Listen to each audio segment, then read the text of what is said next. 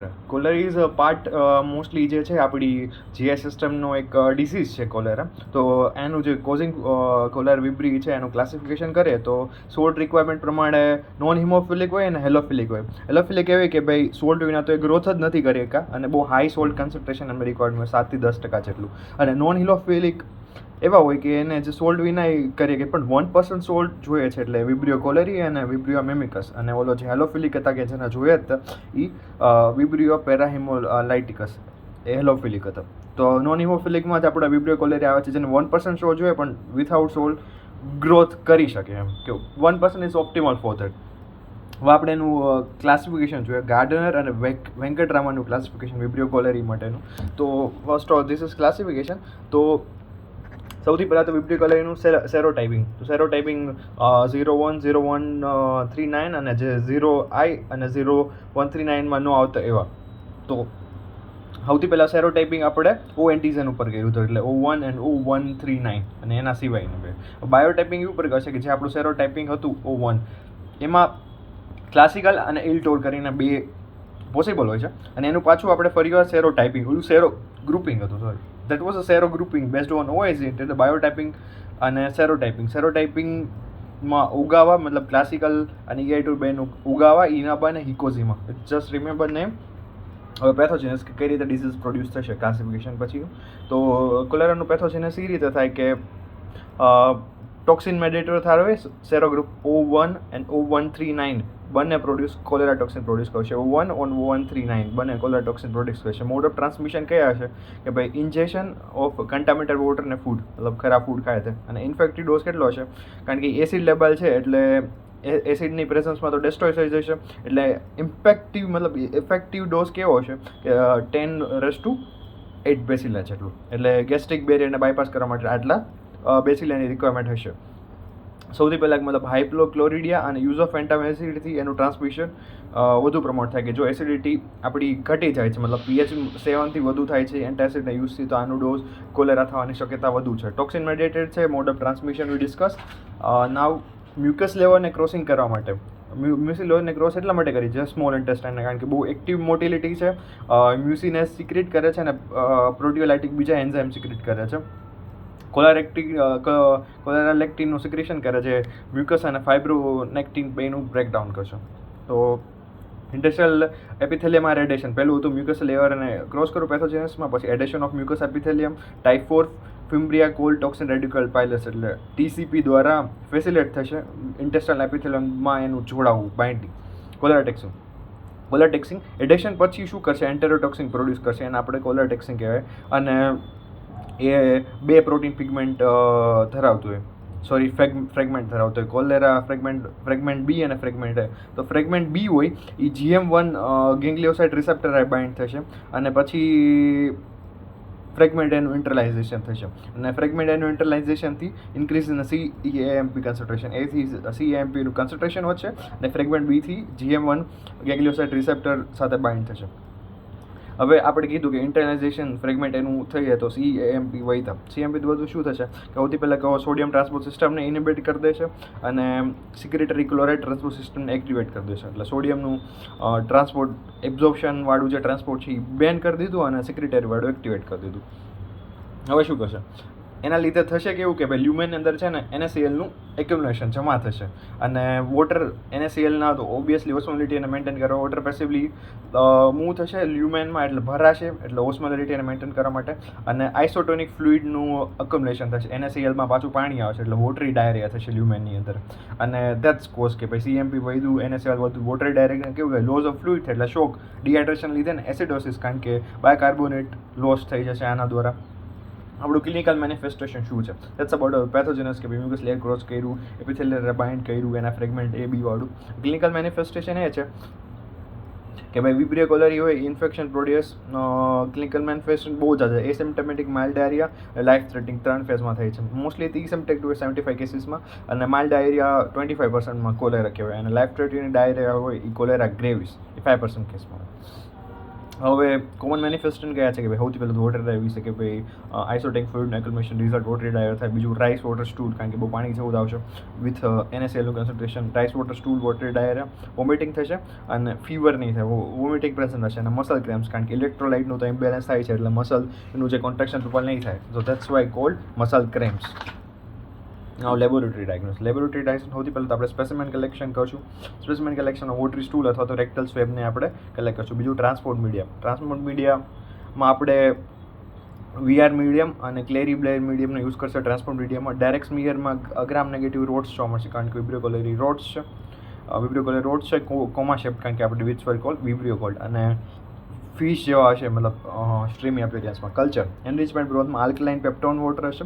Selective મીડિયામાં TCBS અગર, થિયોસલ્ફેટ cider બાઇલસોલ્ટ અગર, BSA બાઇલસોલ્ટ અગર અને મોન્સૂર GTT અગર. કલ્ચર સ્મિયરમાં શોર્ટ કર્ડ GMC બેસિયર ડાર્ટિંગ મોટિલિટી અને આઇડેન્ટિફિકેશનમાં કેટલેઝ પોઝિટિવ અને ઓક્સિડેઝ પોઝિટિવ. ICUT ટેસ્ટમાં indole positive, citrate +1 negative, urease negative, TSI-A ગેસ્ટ્રિક નેગેટિવ, H2S નેગેટિવ. નાવ સ્ટ્રિંગ ટેસ્ટ પોઝિટિવ હશે વિબ્રિયોકોલર અને બાયપોલોનમાં, એટલે આપણે સ્ટ્રિંગ ટેક પોઝિટિવ હશે એટલે જે સ્ટ્રિંગનું ફોર્મેશન થશે ઇટ્સ કોલ્ડ સ્ટ્રિંગ ટેસ્ટ. આઇડેન્ટિફિકેશનમાં સેરો ગ્રુપિંગમાં U1 ને U10139 ને આપણે ડિફરન્શિએટ કરશું. બાયોટાઇપિંગમાં ક્લાસિકલ ને ઇલ્ટુરને ડિફરન્ટ કરીશું. સેરો ગ્રુપિંગ, બાયોટાઇપિંગ ને સેરોટાઇપિંગમાં ડિફરન્શિએટ ઇનાબા, હિકોઝીમા એન્ડ સેરો ગ્રુપ 1 ને ડિફરન્શિએટ. એન્ટીમાઇક્રો સસેપ્ટિબિલિટીમાં ભાઈ મુલર હિલ્ટન અગર ઉપર કરશું. ડિસ્ક્રિપ્શનમાં ટ્રીટમેન્ટમાં શું કરશું? ટ્રીટમેન્ટમાં તો ફ્લુઇડ રિપ્લેસમેન્ટ થેરાપી આપશું અને એન્ટીબાયોટિકમાં એસિથ્રોમાઇસિન, એરિથ્રોમાઇસિન અને mild to moderate fluid loss થશે ORSમાં, તો સિવિયર લોસ અને Ringer's acetate. Now we see about Helicobacter pylori infection. Helicobacter curved હોય, ગ્રેની નેગેટિવ રોડ અને જે સ્ટમચને કોલેજ કરે એટલે પેપ્ટિક અલ્સર અને ગેસ્ટ્રિક કાર્સિનોમા. એટલે હેલિકોબેક્ટર પાયલોરી પેપ્ટિક અલ્સર અને ગેસ્ટ્રિક કાર્સિનોમા કરશે. પેથોજિનેસિસમાં બે પ્રોસેસ જોઈએ. એક તો પહેલાં કોલોનાઇઝેશન કરશે, મતલબ કોલોનીઝ બનાવશે. Second is the pathological changes. તો પેથોજિનેસિસમાં ઓબ્વિયસલી પેથોલોજી ચેન્જીસ. તો આ જે H પાયલોરી છે, હેલિકોબેક્ટર પાયલોરી, એનો ખાલી ઇમ્પોર્ટન્ટ રિઝર્વ છે હ્યુમન.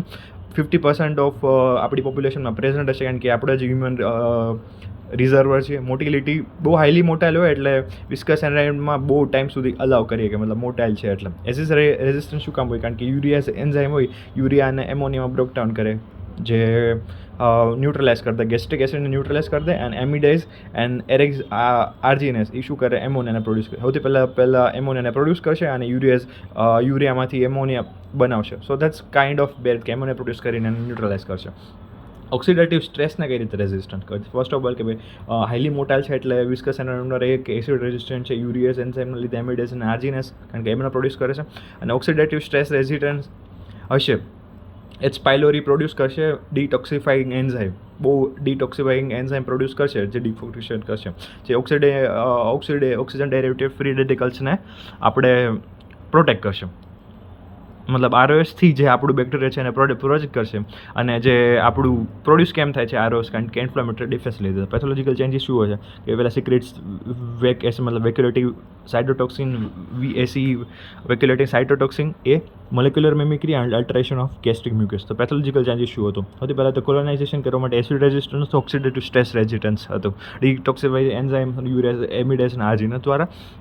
હવે H પાયલોરી સિક્રેટ્સ વેક એટલે વેક્યુલેટિંગ સાઇટોટોક્સિન સિક્રેટ કરે, વેક્યુલ પ્રોડ્યુસ કરશે. એપિથેલિયલ સેલ્સના જે સાઇટોપ્લાઝમ હોય વેક્યુલ પ્રોડ્યુસ કરશે. અને સાઇટોટોક્સિન એસોસિએટેડ જીન મતલબ CAGA સાઇટોટોક્સિન એસોસિએટેડ જીન એ શું કરશે કે ભાઈ હોસ્ટેલના મેટાબોલિઝમના સર્ટેન એસ્પેક્ટને રેગ્યુલેટ કરશે. Second thing is molecular mimicry. પહેલું હતું વેક અને જીને મતલબ KK. મોલેક્યુલર મિમિક્રીમાં લિપોપોલિસાઇડ LPS શું કરશે કે ભાઈ US બ્લડ ગ્રુપ આપણો એન્ટીજન છે એની સાથે એક મિમિક્રી છે. એના લીધે obviously US blood group antigen છે પેરેટલ સેલ્સમાં, એટલે શું કરે કે ઇમ્યુનોટોલરન્સ આવશે ઓટોમેટિકલી. ડાઉન રેગ્યુલેટ T સેલ્સને મારશે નહીં, કારણ કે ઓબ્વિયસલી બ્લડ ગ્રુપ એન્ટીજન છે એવું છે. અને ઓટો એન્ટીબોડીઝનું ઇન્ડક્શન કરવા માટે જવાબદાર છે મોલેક્યુલર મિમિક્રીના લીધે. અલ્ટરેશન ગેસ્ટ્રિક મ્યુકસનું કઈ રીતે કરશે? હવે LPS છે લિપોપોલિસેકેરાઇડ, જે US બ્લડ ગ્રુપ એન્ટીજન જેવો છે એ શું કરે? ગ્લાયકોસાઇલેશન અને સલ્ફેશન ગેસ્ટ્રિક મ્યુકસનું ઇનિબિટ કરી દેશે. એટલે જે મ્યુકસનું પ્રોટેક્ટિવ ફંક્શન છે ગ્લાયકોસાઇલેશન અને સલ્ફેશનના ઇનિબિટ થવાથી એ જતું રહેશે. હવે એના ક્લિનિકલ મેનિફેસ્ટેશન શું છે? એક્યુટ ગેસ્ટ્રાઇટિસ થશે, પેપ્ટિક અલ્સર ડિસીઝ થશે, ઓટોઇમ્યુન ગેસ્ટ્રાઇટિસ થશે, પર્નિશિયસ એનિમિયા થશે. પ્રોટેક્ટિવ રોલ શું છે? ઓબ્વિયસલી હાઇપોક્લોરાઇડ ઇન્ડ્યુસ કરશે, એના લીધે એનું સિલેક્શન થાય છે. રિફ્લેક્સ ડિસીઝ હશે, GERD gastro oesophageal intestinal reflux ડિસીઝમાં, બેરેટ ઇસોફેગસમાં, એડિનોકાર્સિનોમાં એક પ્રોટેક્ટિવ રોલ હશે. લેબોરેટરી ડાયગ્નોસિસમાં ઇન્વેઝિવ મેથડ અને નોન ઇન્વેઝિવ. ઇન્વેઝિવ મેથડમાં histopathology, microbiological method, gram staining, culture identification. Microbiology શું કરે? ગ્રામ સ્ટેનિંગ, કલ્ચર અને આઇડેન્ટિફિકેશન. રેપિડ યુરેસ ટેસ્ટ શું કરે? યુરેસના પ્રેઝન્સ ડિટેક્ટ કરે. નોન ઇન્વેઝિવ મેથડ્સમાં યુરિયા બ્રીથ ટેસ્ટ, કે ભાઈ પેશન્ટને C13 મતલબ carbon non radioactive urea પીવડાવવાનું, અને જો યુરિયાસ હશે તો CO2 બનશે અને તે બ્રીથમાં બહાર આવશે, જેને માસ સ્પેક્ટ્રોમીટર ડિટેક્ટ કરે છે. Most of non invasive urea breath test અને IgG ડિટેક્શન આમાં આવી શકે છે. H. pylori bacteria infection.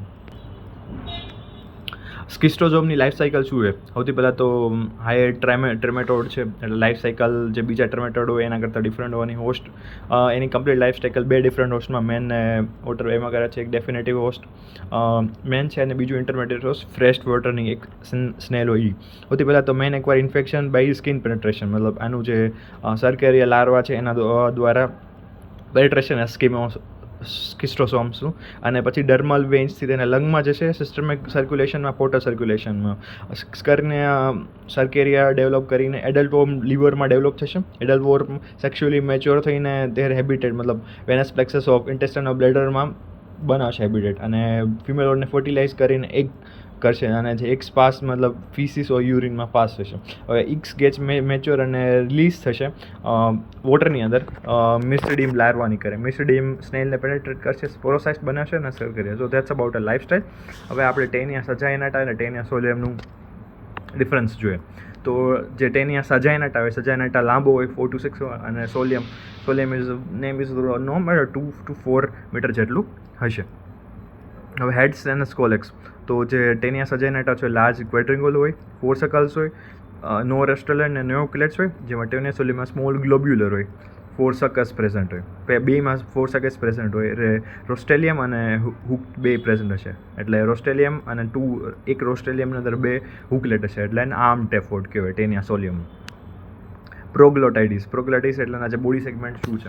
Body segment એ છે કે નંબર ઓફ પ્રોગ્લોટાઇટિસ હોય, મતલબ સેગમેન્ટ્સ એ 1000 2000 એટલે 800 થી 1000 હતો. યુટ્રસ 15 થી 20 લેટરલ બ્રાન્ચીસ હોય, એમાં 7 થી 13 જેટલી લેટરલ બ્રાન્ચીસ હોય.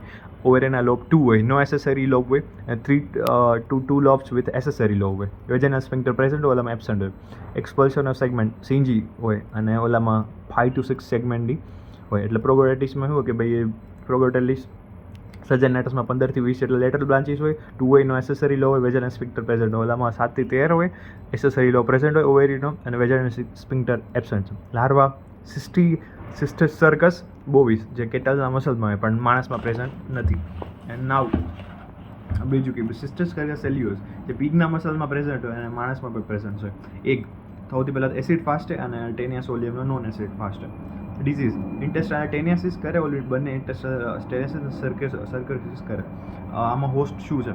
હોસ્ટ ડેફિનેટિવ હોસ્ટ મેન છે અને કેટલ છે. ઓલામાં ઇન્ટેસ્ટાઇનમાં ડેફિનેટિવ હોસ્ટ મેન છે, ઇન્ટરમેડિયેટ હોસ્ટ પીગ અને sister man export definitive intermediate sixty સર્કોસિસ.